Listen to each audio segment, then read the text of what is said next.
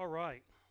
So this is one of the most traumatic and heartbreaking scenes in what we are calling the epic of Jesus, the whole ministry of Jesus that we have recorded in the Gospels. There's probably not a more traumatic, a more heartbreaking scene than this right here. It would take a really callous heart to read this and not just feel broken about it, about what happens here. And it's no small matter that this story about Peter's denial is recorded here. In fact, it's recorded in all four Gospels. And if you've really paid attention and you've read through the Gospels and paid attention, you realize that that's rare. Many things that you find in one Gospel you don't find in all four. There's very few things that you find in all four Gospels. Very few. And this is one of them, which is very important. There's a liberal mentality amongst the church, and there's obviously a skeptical mentality in the world that the Gospels really aren't historical, that they're fictional, that they were conjured up, they were invented, devised years after, even generations, even 100 years later. Now that's basically been debunked, even with secular historians.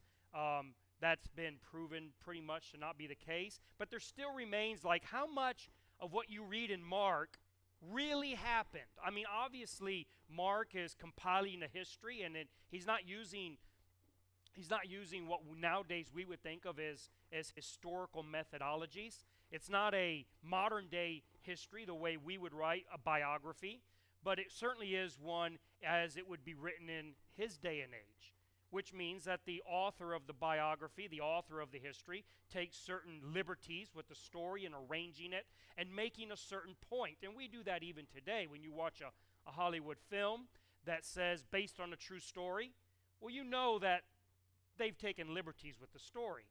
And it isn't because they're trying to lie, it's because they want to emphasize something, and reality is extraordinarily complex, and to emphasize a point, you're going to have to suppress certain facts, and you're going to have to highlight others in order to bring out some point that you feel is worth telling, or a story that's worth telling. And you have a bit of that's obvious in the Gospels. But it's like, how much of this is true? And so when you read the Gospels, this is where it gets very interesting. So when you read, for instance, this story, there's a great amount of detail in this story and throughout the Gospels that goes nowhere. There's a term for it in theater and in film and in writing is where it began, in novel writing. It's called Chekhov's gun. And what it was is there's this author named Anton Chekhov, and what he says is, if in the first scene of your novel there's a gun, then by the last scene of the novel, the last page of the novel, the gun must have been fired. So you can't have any elements in a story, in a novel, in a film, that don't go somewhere, that don't have some connection to everything else. And that's why when you watch a movie and you see a plate glass window, then you know that's going to get broken. Right? If you see a fruit cart, a car is going to run through the fruit cart. That's just going to happen. And if there's some character in the movie, you know that eventually that's the murderer. I mean, that's just how these stories work. You don't have enough time and space and pages to just have extraneous people and things that go nowhere and lead to nothing. And yet when we read the Gospels, there's a lot of these comments made that you're wondering, well, what does that mean? And it doesn't seem to mean much of anything. And the reason they're in there is because they're true. Right? So when it says that Peter is under the palace and then he walks out on the porch, you wonder, well, what's going on? Well, nothing really. It's just that he was under the palace and then walked out on the porch. That's just what happened. And so it has a lot of these, the Gospels have a lot of these elements, and if you pay attention when you read through them the next time, you'll start seeing there's just a lot of these like little details that really don't move the story at all. It's just what happened. And so they're just recording it. And so there is that ring of authenticity in the Gospels just in that. But nothing brings a ring of authenticity to the Gospel story that can confirm to our minds that this is not historical fiction or fan fiction, as some people have called the Gospels, but this is actually historical narrative. And there's very little in the Gospels that makes it ring more true than this story about Peter. This is a critical, if it told us nothing else, and it tells us a lot more, but we're going to get to that. But if it told us nothing else, the fact that it so strongly confirms the veracity, the truthfulness, the authenticity of the Gospels, that would be enough to merit being here. Why do I say that? Why does this story confirm the authenticity of the Scriptures? So, in the book called Jesus and the Eyewitnesses, written by a man named Richard Bauckham, he makes the case, and several other authors make the same case, but he makes the case in this very good book called Jesus and the Eyewitnesses, that there is no way this story ever makes it in the Gospels if Peter had not personally authorized it. Now, there is a very old Christian tradition that goes back to like the year 200, that Mark, when he wrote the Gospel, wrote it with a what they call a petrine, or a Peter's perspective. So essentially, Peter didn't write it, but Peter was the source. Mark is listening to Peter, and he's recording Peter's reminiscence, Peter's memoirs, if you will, of Jesus. And that's a very, very old Christian tradition. This goes back, like I say, to like the first century almost, where this was documented by church historians, that Mark is essentially, we could think of it as the Gospel of Peter. But even if that weren't the case, Peter was extraordinarily powerful and influential in the church. None of the Gospels would have had a story like this explaining in great detail the failings of Peter if Peter wasn't on board with it. Never would have happened. And if you can go back and you can look at other similar analogous situations of organizations, and you're not going to find the worst possible moment of the founder's or the leader's life documented in their official books. So if you go to Scientology, you're not going to get the lowdown, the dirt on L. Ron Hubbard out of their books. You're going to have to go to a completely separate source, probably one that is against Scientology, that doesn't like Scientology, and they're going to dig up all the dirt. You realize that there are no ancient books giving us the dirt on the apostles? You know why that is? Because they ran around telling everyone what the dirt was. This is Peter saying, oh, you want to know about me? You want to know who I am? Let me tell you who I am. Let me put myself in a context so you can get a picture of who I am. This is who I am. Doesn't that sound extraordinarily familiar? Like when Paul says, oh, you want to know who I am? Let me tell you who I am. Oh, people are glorying? You have people in your congregation that are saying they're the greatest apostles? They don't hold a candle to me. I'm the greatest apostle. I persecuted the church. When the king of a certain city wanted me dead, you know what I did? I ran away in a basket.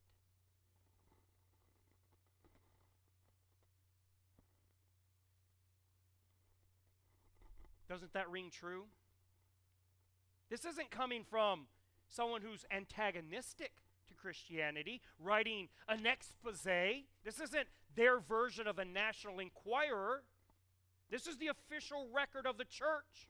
Peter being first among equals, in a sense. Paul says that when he went to Jerusalem, you had Peter, James, and John, and they seemed to be the pillars of the church. Nothing got recorded as church history except that Peter, James, and John agreed that it be recorded. And what do we have over and over throughout the New Testament and the Old Testament? Over and over, we get the low-down dirt, the scoop on everybody. You don't think David had the authority to censor the record? You don't think Solomon had the power, the prestige to say, we're not putting that in the historical record. That's not going to be passed on. You don't think Peter had that authority in the church to say, we're going to write the story of Jesus, but there are some parts that are just not going to be broadcast? No, the only way this story gets put into this is that Peter allowed it. Now, this is significant because this story is a lot worse than many of us might think when we first read it. Because we live in a time where a lot of this doesn't resonate just the way it does, or we don't pick up on the depth, the darkness that's built into this narrative. Let me just run through a few things here. Like, for instance, I've heard a lot of sermons preached on this when Peter, and it says that he cursed and swore. And this is where you got to be real careful with where you bring your Americanism into the scriptures, right? Because when we think of the words curse and swear, we're thinking of four-letter words. Like he went, blankety blank, I don't know the man. That's not at all what that means. Not at all what that means. It doesn't mean he used four-letter words to talk about Christ. That would have been better. That would have been better. He wishes he had done just that. No, what that means is he called down curses from heaven on Jesus and swore by God's life that Jesus deserved to die. That's what it means. This is what Peter did. Peter, when we think about Jesus and we think about all the crowd chanting, crucify him, this was long after Peter had already said that. Peter was the first one to say, crucify him. He deserves to die. I swear by God's name that he deserves to die. This is what Peter did. When we're talking about Peter betraying Jesus, this is more than him just saying, oh no, that's not me. That's how it started. If we look how the escalation was, the first thing that happened is a woman comes, and that's significant too, right? That builds in. Look how terrible this makes Peter look.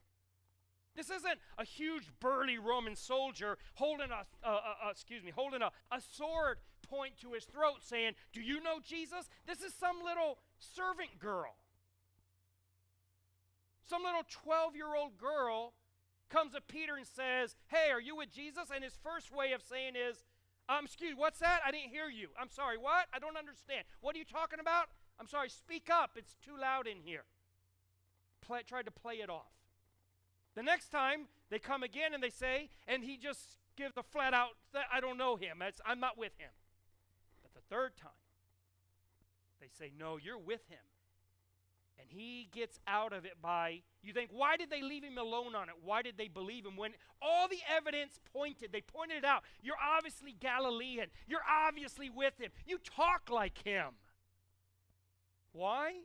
Well, because in that culture, when you swore by the name of Yahweh and by the life of Yahweh and pronounced a curse from heaven on somebody, that was final. You were essentially under oath saying, I have nothing to do with him, and in fact, yes, he does deserve to die. And that gets into the Gospels. So yeah, this is a serious, serious thing that happens here. And it's in the Gospel because, I believe, Mark, Peter, they want this story to resonate with us. They want this story, they want us to be able to see ourselves. I think Mark saw himself in this story also. When we read about Mark, and we think that it's the John Mark of Paul's travels and of Peter's travels, that he was later with him. But if this is the same author of Mark, who is John Mark in the book of Acts, well, then we see a very similar situation where Mark goes out to minister with Paul, and he gets just a little ways out, and for whatever reason we're not told, he pulls off, he peels off the group, and he goes back home. And we find that this was such a huge deal for Paul that when the second journey came up and Mark wanted to say, okay, I want to go with you now, Paul would not have it. In fact, he was willing to sever his relationship with his co-worker, Barnabas, rather than allow Mark to come back. So this was a big deal. Nowadays, we don't think a lot of it. Like if you and I go on a road trip and I say I'm going home, it's probably not that big a deal. But in those days, it's a big deal. You plan your trip. There's a lot of danger on the road. There's a lot of problems. There's a lot. You don't have a trunk to put things in. People have to carry things. So somebody just saying, I don't want to be here no more, well, that just really messes up everything. I think Mark looks at Peter's story and sees himself in it. I think Paul looks at Peter's story and sees himself in it also. And I think we're expected to look at Peter's story and see ourselves in it. So when we look at this, it's not just there. This story isn't just being told because it's true and because it lends authenticity to the gospel story. It's told because it's helpful. And that's how stories work. In a recent lecture delivered in the city of Ephesus, some of you may have seen this, Jordan Peterson gave a lecture in the city of Ephesus, and he was talking about a lot of things, but he had a description in there about the importance or the value of stories. And I'm going to read it to you, and then I'll try to distill it down a little bit, but I thought it was interesting. He says, a story is a verbal description of a hierarchy of perceptual and action prioritization. The reason we are attracted to stories is because it is so difficult to perceive and act in the world that we are hungry at the level of soul for a narrative that represents to us a hierarchical ethos that we can embody as a model for emulation. So that is what our stories are. They are models for emulation, most fundamentally. And this even applies to anti-hero stories. So what is he saying? What he's basically saying is that stories are our best way of understanding complex value systems. In our day and age, we often think what we want is someone just to explain it to me. Just explain it to me. But explanations are very hard to understand. And they don't resonate nearly as deeply or as strongly as stories. This is why you should not underestimate Sunday school stories. And Christians should stop putting everything right on the nose. The stories themselves, without moralizing, without lecturing, and without explaining them, have tremendous power. Because when you see a story told, whatever story that is, you tend to see yourself in the story. And this is what this story is serving the purpose of. It has served the purpose. For 2,000 years, this is the purpose this story is told. It's one of the most well-known stories in the whole Bible because everybody can see themselves in it. And it makes sense of a very complex value system. It makes sense of what Peterson is calling this hierarchy of perceptual and action prioritization. In other words, how do you order the way you're going to think and perceive and act in the world? What structure will that have? How do you understand that? Through stories. That's why the Bible's full of stories. Full of them. There's actually more stories than there are what we would think of as teachings. But this is a much more complex story than even the short text we read. And that's one of the points that a lot of the scholars that look into this make, and that is that we can't look at this story as only being these few verses. This is a story that Mark has been establishing. He's been setting it up for a long time, and he continues it, and the other gospel writers do as well. So it at least begins when Jesus asks the question, who do men say that I am? And Peter boldly steps up and says, you are the Son of the living God, the Messiah, the Christ, the Son of the living God. And it's like at that moment, Peter enters into center stage. And Jesus says, you're no longer Simon. I'm going to call you Peter, and upon this rock I'll build my church. We won't get into the complexity of that statement. But obviously, Peter has stepped into center stage and has really become a leader of the disciples. And this is kind of where this all starts. It's where he's setting up, right? He's setting up the heroes taking stage, and now you have the second act, which is where you have this. It's like Star Wars in the beginning. You got Star Wars, the episode, well, you know, the very first one, which wasn't the first one. It's very confusing, but you know, episode 4 or whatever it was, right? And it's all great, and then the next one came, and it's the downfall, and then the third one comes, and it's the redemption. Where do you think they got that idea?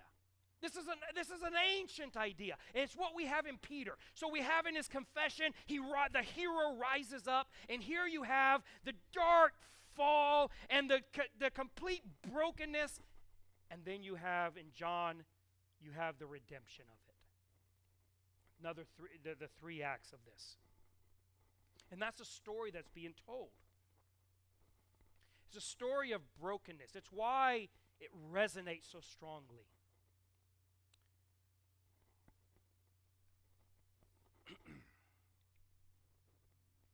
And Peter ensured that of all the things that we could know about him, this is what he wanted you to know about him. I denied Christ. I cursed him under oath. Do you realize how serious that is? Mike mentioned this in the previous Sunday, right? So talking about death penalty and giving false witness. Under Mosaic law, to give false witness, especially taking an oath on it, made you guilty of the punishment that you were invoking. When Peter curses Jesus, he is cursing himself because he knows Jesus is innocent. Just like Judas knew Jesus was innocent.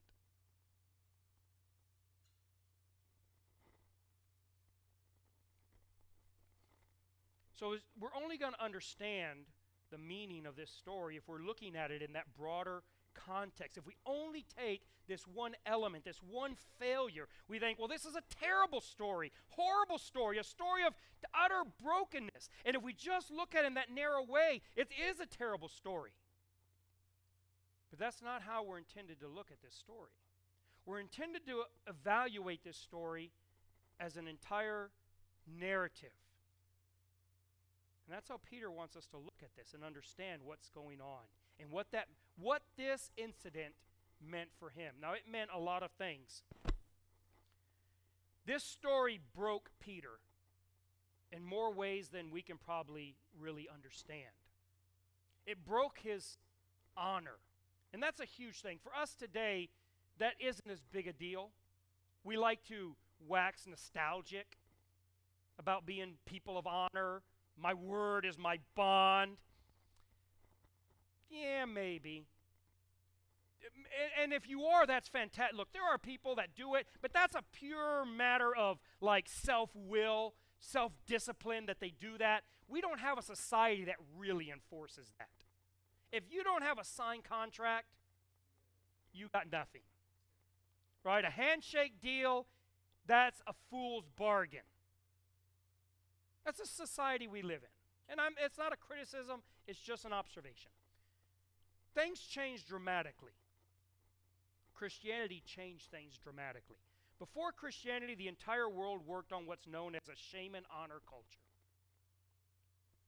So one way that a certain seminary professor tries to explain this distinction is he'll ask his students, if you saw this old lady crossing the street and you saw she had a big bag, a big purse, and you could tell it was full of $100 bills, why wouldn't you steal that money? Well, nowadays, the answers generally are, well, that would be terrible for her. How could I do that to her? See, that's a Christian culture. A shame and honor culture doesn't say that. They say that would be terrible for me. That would dishonor me. It would dishonor my family, my lineage. It would dishonor my children. I wouldn't ever do that, but it's not because I care about the little old lady. It's because I care about me and mine. So you're getting to the same basic end. Neither one is stealing the old lady's purse, but one of them is because they love the old lady, and the other one is because they love themselves. That's shame and honor culture. All cultures before Christianity were shame and honor cultures. Why do you think Judas hung himself? Because that was the only appropriate action when you have committed such a thing as he committed. It was what is expected of you. When Peter does what he does, he has completely destroyed himself as a man. There's no coming back from him. There's no redemption in a shame and honor culture. And as our society moves from Western Christian culture to paganism, we're finding that more and more. Why do you think cancel culture has wokeness, has no forgiveness? Because forgiveness is monumentally difficult. In fact, that's just putting it mildly. It's impossible. Forgiveness is impossible. Judgment is easy. Condemnation, you want to be God and make hell? That's not hard. Anyone can make hell. It's forgiveness that's hard. And they can come up with their own gods, and they can come up with their own saints, and their own rituals, and their own liturgies, and they can come up with all their own scriptures, and their own value systems, but what they can't conjure out of thin air, and no culture ever has been able to conjure out of thin air, forgiveness. And so all shame and honor cultures, they only have one solution. There's only one appropriate course of action in a situation like this, where you have dishonored yourself, you've dishonored your family, you've dishonored all of your children. Your children will forever be known as son of the betrayer. Forever. For generations. There goes the son of the betrayer. There goes the great, great, great, great, great, great grandson of the betrayer. It's never going away. That's shame and honor. That's what Peter's done to himself. He has completely broken himself in every sense. There is no future for him. None. He knows that. He leaves weeping bitterly. There's nowhere to go. He's completely broken his testimony. You know what if you were to read the New Testament in Greek and you read wherever it talks about witness or testimony, you know what the word is you'd actually be reading? Martyr. That's the Greek word for testify, witness, testimony is martyr. That's where we get our word from, but we mean something a little different now in English, right? It's one of those peculiar things of languages, right, how that works out. But that's because a martyr was someone who's willing to stake their reputation on their word. That's what it meant to be a martyr. It actually didn't mean to suffer. It meant to be willing to suffer, willing to pay whatever price, willing to take an oath on your honesty. That's what it meant to be a martyr in that culture, in that language. We now think of it as being under oath on the stand, taking the stand. Right? Staking your integrity as a human being on your witness. Well, that's all gone. Who's ever going to... Peter left his job and took upon himself the role of apostle. What is the job of an apostle? To witness. To give testimony. He has been hired by Jesus. He has been ordained by Jesus to be an official witness. And in his first chance to do that, he swears an oath by the name and life of God on a false statement. Who is ever going to believe a thing that comes out of his mouth? You know what happens if you're ever a witness in a trial? And they can find that you've perjured yourself on the stand at any point in time? You are not credible. Nothing you say, it doesn't matter what you say, you are not credible. That's Peter. He hasn't even begun his ministry, and he's already annihilated it. He's completely sabotaged it. His entire reputation is broken. He's also broken his own heart. How do you do that? What do we call that? We call that shame. That's what shame is. When you're ashamed, that's being heartbroken over yourself. Now, shame has two manifestations, two ways, right? One of them is that you like wallow in it. You wallow in it. You flagellate yourself with it. You we call it, I beat myself up. You feel super, super bad about things you've done wrong. You know why we do that? It's a form of merit. It's a form of works-based salvation. It's psychologically whipping yourself to make yourself feel better about being bad. So certainly you can't be that bad if you feel so bad about being bad. So the worse you make yourself feel about how bad you are, the better you really are. It's some perverse form of narcissism.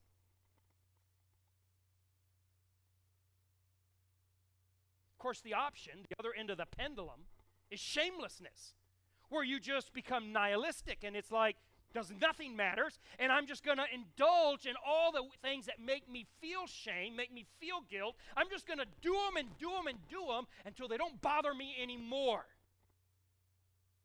I'm not going to be a hypocrite and feel bad about it. I'm just going to like it. And now you're shameless, which is just the other end of the same pendulum.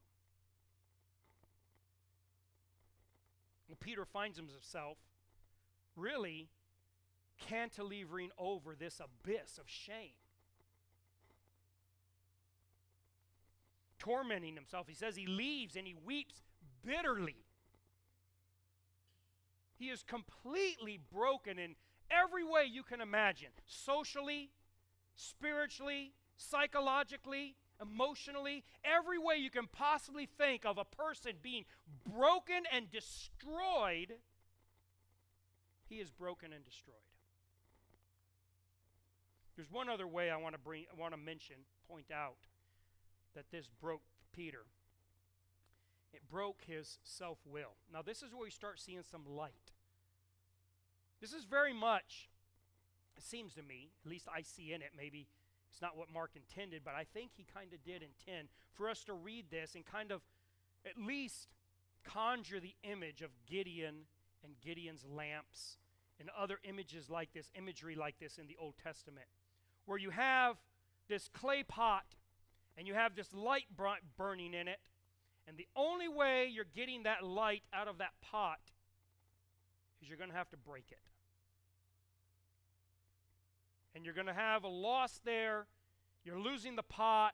You're going to have damage there. There's not everything is good about it, but there is something good coming out of it. And this is what we find in Peter's story. In Peter's story, we find that this is what had to happen.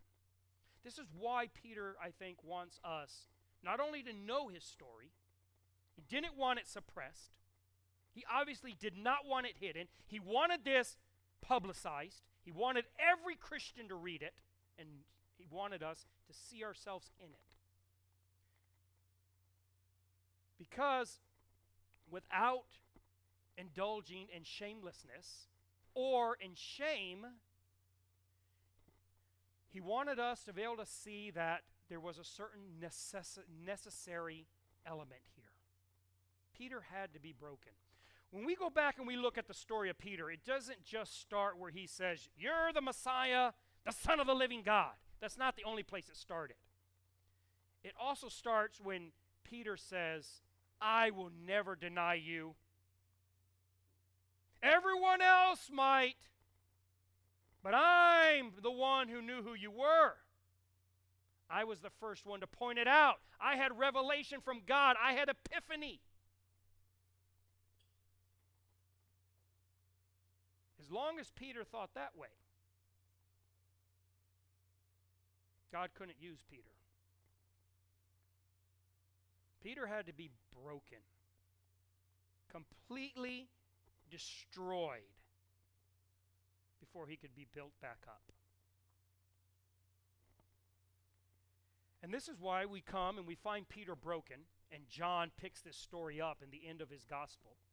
And we find him in his third appearance to the disciples, and they're sitting there by the seaside, and Jesus has cooked them some food, and they're sitting around a campfire, and then it seems like out of the blue, Jesus turns to Peter, and it's the first and only and last thing that we have on this whole development, right? This whole incident.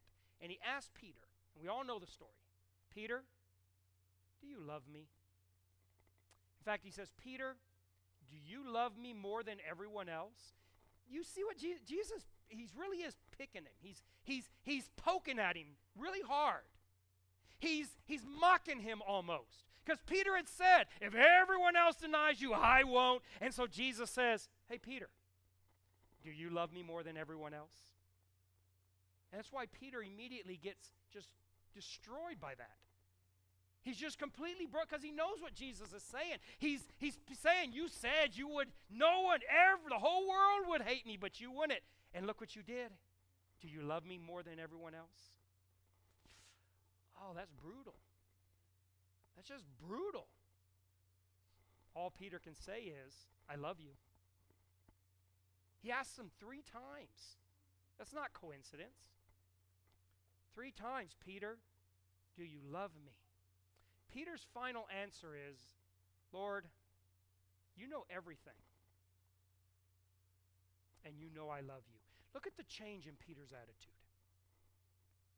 It's no more, hey, I would never do such a thing. All he can say is, what is he saying? He's saying, Lord, you know everything. See, it's not I anymore. It's you. Look how changed Peter is. He's no longer talking about what he promises God and what he's going to deliver and what he would never do. Now it's, Lord, you know everything. You know that I love you. It's all on Jesus now. It's masterful how Peter has transitioned, how his whole mind has completely changed. This is the change that we're talking about in the gospel. And you can't have this until you are broken. I know none of us want to be broken. Ideally, it's not necessary. But practically, if you are, and we all have been, and we all might be at this moment, know this, that out of all the bad, out of all the rubble in your life, there is an element of it that is very necessary. But it only works if we have the approach Peter had. If we come back and say, well, I will never do that again, you have not learned anything. It's been said that this is Peter's confession. And what that means is not that he's confessing his sin like I did something wrong. It's confession in the very old sense. This is Peter saying, I now understand the cross. I understand the cross. The cross is about our failure. It's not about our success. It's about our failure. Jesus didn't die on the cross because you're good. Because you can make it. Jesus died on the cross because we're not good. Because we are failures.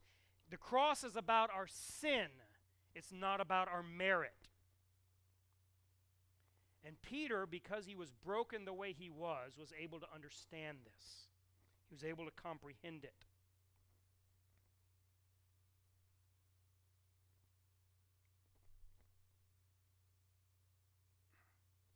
It's like Paul summarizes. He says in 2 Corinthians 11:9, he says that Paul says that God told him, "My grace is sufficient for thee.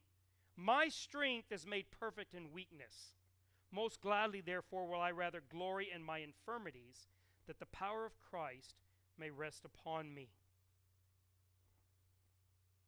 The only way you're going to experience the power of the cross is by being broken like Peter was broken. As long as you resist that, run from that, refuse that, pretend it's not happening, well, then you're never going to experience the power of the cross. The cross is about unmerited and unvarnished salvation. And when we understand, and if you get nothing else today, try to get this. When we understand, when we truly, deeply comprehend, not just with our minds like a formula, but like the way you understand love in a marriage, the way you understand fun in a game you enjoy. When you really understand the cross, when you really, really understand it, then you'll be able to confess the worst things about yourself. When Peter understood the cross, you want to know what he wanted people to know about him? Hey, you want to know who I am? I'm the guy that betrayed Jesus 3 times. You want to know, you want my qualifications? You want my letter of recommendation? Let me give it to you. You think, oh, that's terrible. He's proud of himself. No, he's not. He's not shameless, but he's also not ashamed. Jesus subverted that. See, this is where people who don't understand the cross miss the point. They think that all of humanity must live on that pendulum between shamelessness and shame. And Jesus came and said, it's neither. Peter's not proud of what he did, but he isn't hiding it either. And if you ever understand the cross, you'll understand that. You'll understand Paul saying, I'm the least worthy of all the saints. I persecuted the church of God. He said that. We don't need any enemy of the gospel to say, hey, careful of that Paul. He was a terrible person. Paul already told everybody he was a terrible person. And he wasn't bragging about it. And he wasn't ashamed of it. How can that be? Because that's the power of the cross. That is the power of forgiveness. When you really understand forgiveness, you don't have to hide who you were. You understand that God has taken everything of what you did wrong and somehow washed it through the blood of the cross of Christ and has completely transformed it.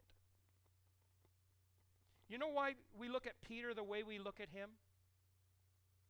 It's precisely because of what he did. All the maple syrup stories, all the bromides of the Caesars and all their highly fictitious, dramatized accounts of their great accomplishments, nobody remembers those because they don't resonate. That's all nonsense. But when you read Peter's story, I say, that's me. That's me. That's me. So we can glory in our shame without being shameless. We can hate our failure, but love God's success in it and through it. We can say like Paul, when I'm weak, I'm strong. Because when I'm weak, then it's God's light that shines out of my brokenness. Yeah, I'm broken, and there's a great deal of guilt there, and there's a great deal of evil that I did. I understand all that, but because that I'm now broken, the power and life and love and forgiveness of Jesus can pour out of me. As long as you are trying to maintain your facade of self and not be broken at the foot of the cross, none of that happens. This is why this story makes it into the Gospels. No other religion would ever do this because they don't understand the cross. But Peter did. Do you understand the cross? I mean, really, deeply, fundamentally, where it transforms your everyday life? You actually speak, talk, live, think differently, not just externally, but internally.